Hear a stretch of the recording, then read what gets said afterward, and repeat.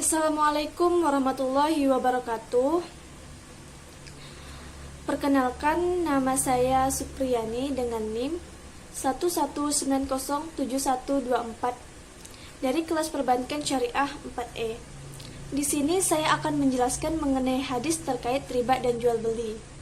Adapun tujuan saya membuat video ini adalah untuk memenuhi UTS mata kuliah Ulumul Hadis. Baik, langsung saja. Pertama, saya akan menjelaskan terkait riba.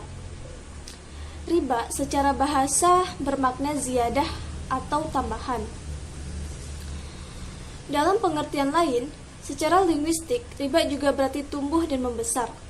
Sedangkan menurut istilah teknis, riba berarti pengambilan tambahan dari harga pokok atau modal secara batil.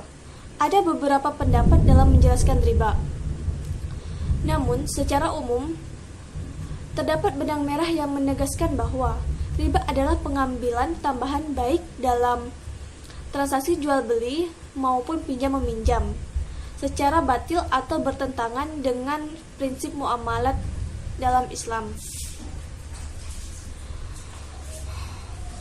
Salah satu contoh hadis mengenai larangan riba terdapat pada hadis riwayat Imam Bukhari. Dari Abu Hurairah radhiyallahu anhu, dari Nabi Shallallahu alaihi wasallam bersabda, "Jauhilah 7 perkara yang membinasakan." Para sahabat bertanya, "Wahai Rasulullah, apakah itu?" Beliau bersabda, "Syirik kepada Allah, sihir, membunuh jiwa yang diharamkan oleh Allah kecuali dengan hak, memakan riba, makan harta anak yatim, kabur dari medan peperangan dan menuduh seorang wanita mukmin yang suci berbuat zina." Hadis Bukhari, bab Ramyul Muhsanat, nomor 6351. Dari paparan hadis ini dapat disimpulkan bahwa Nabi Shallallahu alaihi wasallam memerintahkan agar seorang muslim menjauhi riba karena riba termasuk salah satu dari 7 dosa besar. Adapun asbabul wurud dari hadis ini dijelaskan bahwa hadis ini diucapkan beliau ketika memberikan nasihat kepada Haji Wada. Pada saat itu, ada salah seorang bertanya tentang al-kabair. Maka Nabi Shallallahu alaihi wasallam membacakan hadis ini. Selanjutnya, kandungan hukum dari riba. Menurut semua agama samawi, hukum riba adalah haram. Haramnya riba ini semakin diperkuat pada saat agama Islam datang. Allah tidak mengizinkan memerangi orang yang berbuat maksiat kecuali kepada orang yang memakan harta riba.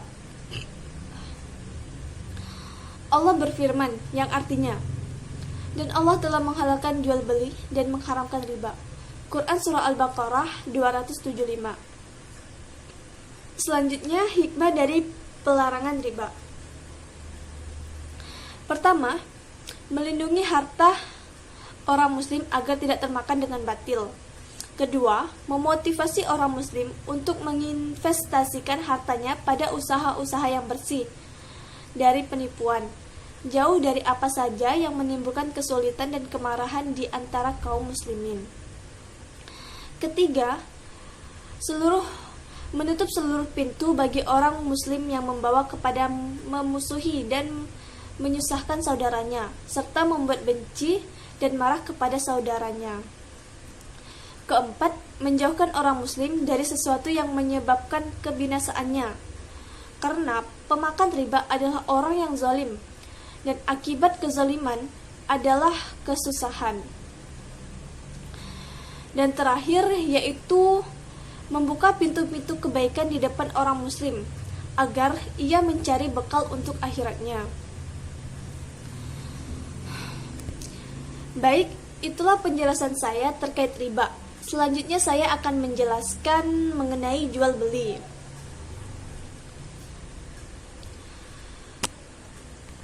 Kegiatan jual beli dilakukan untuk mendapatkan keuntungan. Namun, pada kenyataannya tidak semua transaksi jual beli mendatangkan keuntungan. Contohnya saja jual beli gharar. Jual beli gharar justru menyebabkan kerugian karena mengandung unsur penipuan. Melihat kenyataan yang ada, Nabi Muhammad SAW melarang jual beli tersebut. Jual beli gharar merupakan salah satu faktor yang merusak visi jual beli. Karena Islam sebagai agama dengan visi keadilan menolak secara tegas praktik jual beli gharar.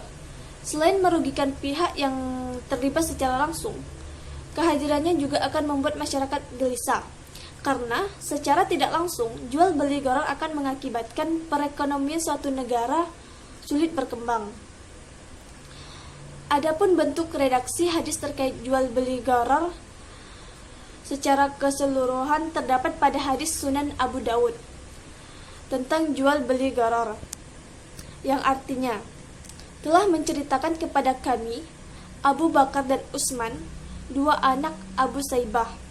Mereka berkata, telah menceritakan kepada kami Ibnu Idris dari Ubaidullah dari Abu Azinad dari Al-A'raj dari Abu Hurairah bahwa Nabi Shallallahu Alaihi Wasallam melarang menjual secara gharar.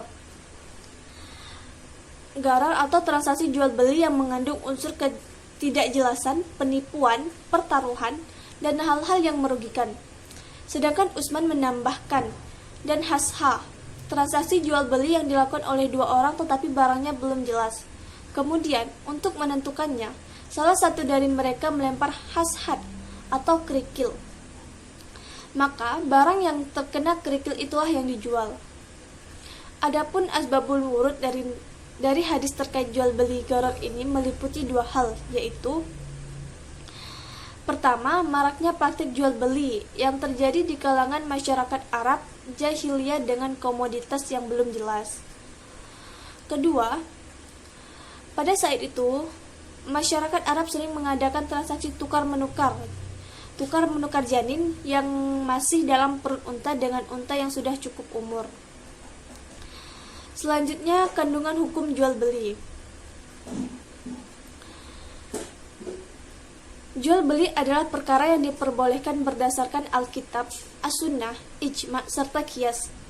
Dari para ulama telah ijma atau sepakat atas perkara bolehnya jual beli. Adapun Qiyas, yaitu dari satu sisi kebutuhan manusia, mendorong kepada perkara jual beli, karena kebutuhan manusia berkaitan dengan apa yang ada pada orang lain, baik berupa harga atau sesuatu yang dihargai, barang serta jasa, dan ia tidak dapat mendapatkannya kecuali dengan menggantikan dengan sesuatu yang lain. Maka jelaslah kandungan hukum itu menuntut dibolehkannya jual beli untuk mencapai kepada tujuan yang dikehendaki. Terakhir, penjelasan terkait hikmah tasyri'.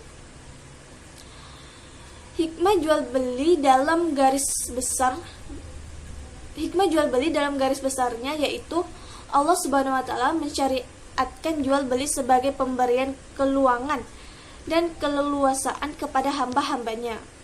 Karena semua manusia secara pribadi mempunyai kebutuhan berupa sandang, pangan, dan papan. Kebutuhan seperti ini tak pernah putus selama manusia masih hidup. Tak seorang pun dapat memenuhi hajat hidupnya sendiri.